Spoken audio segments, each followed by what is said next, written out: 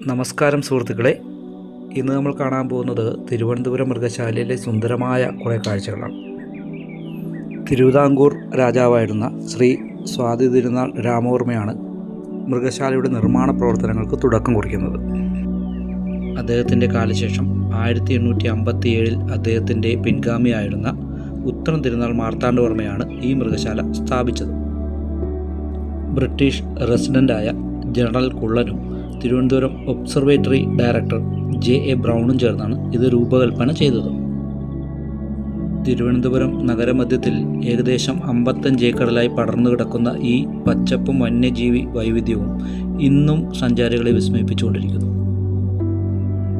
2026 May മാസം 9-ാം തീയതിയിലെ കാഴ്ചകളാണ് നമ്മളിന്നിവിടെ കാണുവാനായി പോകുന്നത്. ഇക്കാണുന്നതാണ് മൃഗശാലയുടെ പ്രധാന പ്രവേശന കവാടം. അതിന് ഇടതുവശത്തായി ടിക്കറ്റ് നൽകുന്ന കേന്ദ്രവും വലതുവശത്തായി നമ്മുടെ ലഗേജുകൾ സംരക്ഷിക്കുന്നതിനുള്ള ഒരു ക്ലോക്ക് റൂമും ഉണ്ട്. മുതിർന്നവർക്ക് 40 രൂപയും 12 വയസ്സിൽ താഴെയുള്ള കുട്ടികൾക്ക് 15 രൂപ നിരക്കിലും ടിക്കറ്റ് എടുത്ത് അകത്ത് പ്രവേശിച്ചാൽ നമ്മൾ ആദ്യം കാണുന്നത് ഇവരെയാണ്. നമ്മളെല്ലാം കാട്ടുപോത്ത് എന്ന് വിളിക്കുന്ന കാട്ടിയാണ്. 3 എണ്ണമാണ് ഇതിനകത്തുള്ളത്. അവർക്ക് എതിർവശമായി സിംഹവാലൻ കുരങ്ങിൻ്റെ കൂടാണ്. അവനവിടെ ഓടിച്ചാടി നടക്കുന്നുണ്ട്. തൊട്ടടുത്ത് തന്നെ മറ്റൊരാൾ കൂടിയുണ്ട്.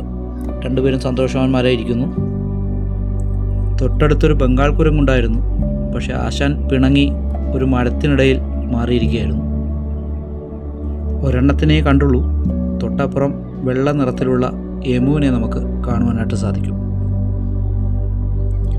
മുന്നോട്ട് നടക്കുമ്പോൾ വിവിധ തരത്തിലുള്ള വിദേശ പക്ഷികളെ പാർപ്പിച്ചിരിക്കുന്ന ഇടങ്ങളാണ്. കഴുകന്മാർ, പരുന്തുകൾ, ജലാശയങ്ങൾ വസിക്കുന്ന വിദേശീയരും സ്വദേശീയരുമായിട്ടുള്ള ഒട്ടനേകം പക്ഷികളുടെ കേന്ദ്രമാണ് തുടർന്ന് നമ്മൾ കാണുവാൻ പോകുന്നത്. ഹിമാലയൻ കഴുകനെയും ബംഗാൾ കഴുകനെയും താമസിപ്പിച്ചിരിക്കുന്ന കൂടാതെ 5-6 നമുക്ക് നിലവിൽ കാണാൻ സാധിക്കുന്നുണ്ട്. ഭക്ഷണമൊക്കെ കഴിഞ്ഞ് അതിൻ്റെ ആലസ്യത്തിൽ ഇങ്ങനെ കൂടിന്മേൽ അവരിയ്ക്കുകയാണ്. ഒരു വശം ഗ്ലാസ് ആയതിനാൽ നമുക്ക് വളരെ ഭംഗിയായി അവയെ ദർശിക്കുവാനായിട്ട് സാധിക്കും. ആ കൂട്ടിൽ തന്നെയുള്ള ഒരു വിദേശ ഇനം പരുന്താണിത്. നല്ല ശബ്ദമുണ്ടാക്കി ആ നെറ്റിനോട് ചേർന്ന് ഇരിക്കുന്നതിനാൽ നല്ലൊരു ദർശനം നമുക്ക് അവൻ തരികയുണ്ടായി. മീൻ മുതലയുടെ കുളമാണിത്. 2 പേരെയാണ് നമുക്കവിടെ കാണാൻ സാധിച്ചത്. രണ്ടവന്മാരും പുറത്തേക്കിറങ്ങാൻ തയ്യാറല്ലാതെ ആ വെള്ളത്തിൽ തന്നെ ഇങ്ങനെ കിടന്ന് ആസ്വദിക്കുകയാണ്. വെള്ളത്തിൻ്റെ തണുപ്പിൽ നിന്നും പുറത്തേക്കിറങ്ങാൻ അവന്മാർ ഒരുക്കമല്ല എന്ന് തോന്നുന്നു. തുടർന്ന് കാണുന്നത് പക്ഷികളെ പാർപ്പിച്ചിരിക്കുന്ന വിശാലമായ ഒരു ഏവിയറിയാണ്. ആ കൂടിൻ്റെ വിശാലതയ്ക്കെന്നോണം നിറയെ പക്ഷികളാണ് ഇതിലുള്ളത്. പെലിക്കണുകൾ, പെയിൻറ്റഡ് സ്റ്റോർക്ക് എന്ന് വിളിക്കുന്ന വർണ്ണക്കൊക്കുകൾ, പിന്നീട് വെള്ളക്കൊക്ക്, ബ്ലാക്ക് ഹെഡഡ് ഐബിസ് തുടങ്ങി ഒട്ടനേകം പക്ഷികൾ ഈ വിശാലമായ കൂട്ടിൽ പാറിപ്പറന്നും നീന്തി തുടിച്ചും ആസ്വദിക്കുന്നുണ്ട്. പെലിക്കണുകൾ ആ ചെറു ജലാശയത്തിൽ സന്തോഷത്തോടു കൂടി നീന്തി കളിക്കുന്ന കാഴ്ചകൾ അവിടെ ലഭ്യമായിരിക്കുന്ന ചില്ല് ഗ്ലാസ്സിലൂടെ നമുക്ക് വ്യക്തമായി കാണാവുന്നതാണ്. ഏവിയറിയുടെ മറുഭാഗത്ത് 2 കറുത്ത അരയന്നങ്ങളെ നമുക്ക് കാണുവാനായി സാധിക്കും. നീർനായക്കുളമാണ് അടുത്തതായി കാണുന്നത്. അതിൻ്റെയും ഒരു വശം ഗ്ലാസ്സാണ്. കൂട്ടത്തിലൊരുവൻ വെള്ളത്തിലേക്ക് എടുത്ത് ചാടി ആ ചാറ്റൽ മഴയുള്ള ദിവസം നന്നായി ആസ്വദിക്കുകയാണ്.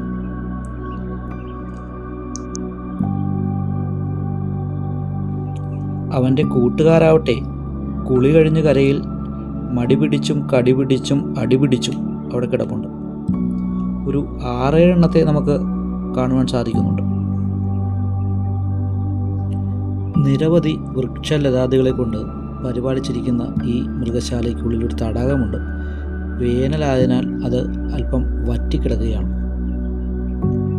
ഇനി അങ്ങോട്ട് കാഴ്ചകളുടെ തലമങ്ങ് മാറുകയാണ്. കുറച്ചും കൂടി വലിയ മൃഗങ്ങളിലേക്കുള്ള കാഴ്ചയാണ് നമ്മളിനി കാണുവാനായിട്ട് പോകുന്നത്.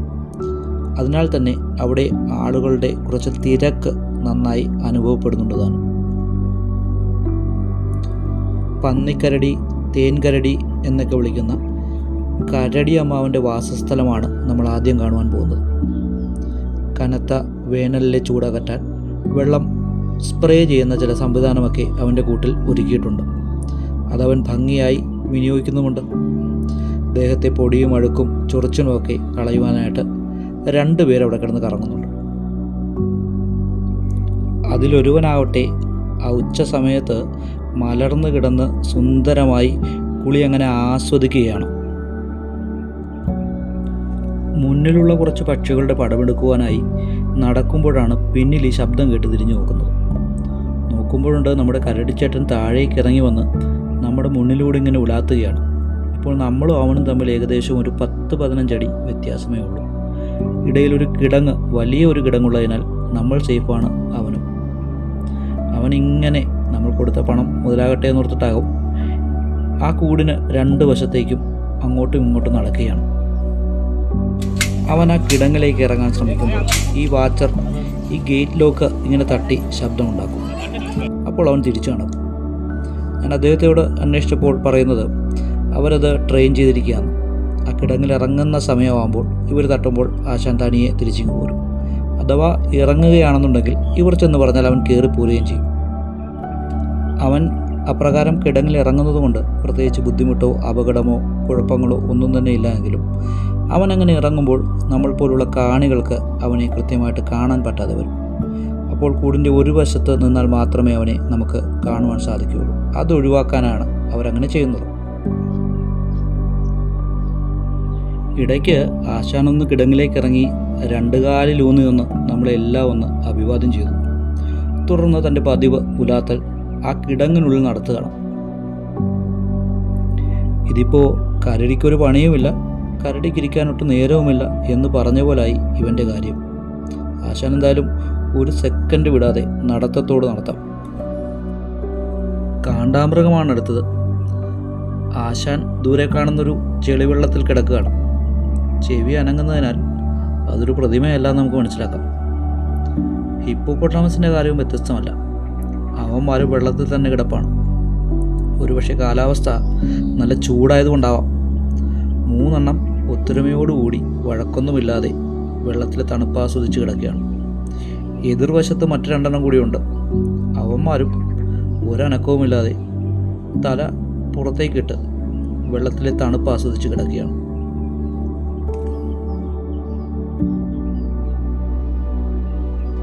മറ്റൊരു കുളത്തിൽ ഒരു മുതലച്ചാര് കിടപ്പുണ്ട്. കണ്ണുപോലും ചിമ്മാതെ ഒരു പ്രതിമ എന്നോളമാണ് ആശാൻ്റെ കിടപ്പ്. ഇത് പ്രതിമയാണോ എന്ന് നമുക്ക് തോന്നിപ്പോകും. മക്കാവോ തത്തകളുടെ കൂടാരമാണ് അടുത്തത്. നല്ല നീല നിറത്തിലുള്ള മക്കാവോകൾ ധാരാളം ഇവിടെ ഉണ്ട്.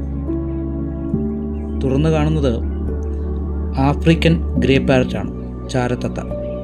നമ്മുടെ നാടുകളിൽ ഒരുപാട് പേർ ഇതിനെ വളർത്താറുണ്ട്. മനുഷ്യൻ്റെ ശബ്ദം അതിഭംഗിയായി ഇവ അനുകരിക്കാറുമുണ്ട്. ഒരു 4-5 എണ്ണം ആ കൂട്ടിൽ കാണാൻ സാധിക്കുന്നുണ്ട്.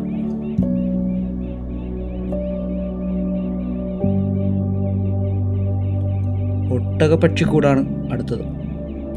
ലോകത്തിലെ ഏറ്റവും വലുതും ഏറ്റവും വേഗത്തിലോടുന്നതും ഏറ്റവും വലിയ മുട്ടയിടുന്നതുമായുള്ളൊരു പക്ഷിയാണത്. 2 പേരാണ് കൂട്ടിലുള്ളത്, ഒരാണും ഒരു പെണ്ണും. വരുന്ന സന്ദർശകരെ സന്ദർശിച്ച് നിൽക്കുകയാണോ എന്നാണ് എനിക്ക് തോന്നുന്നത്.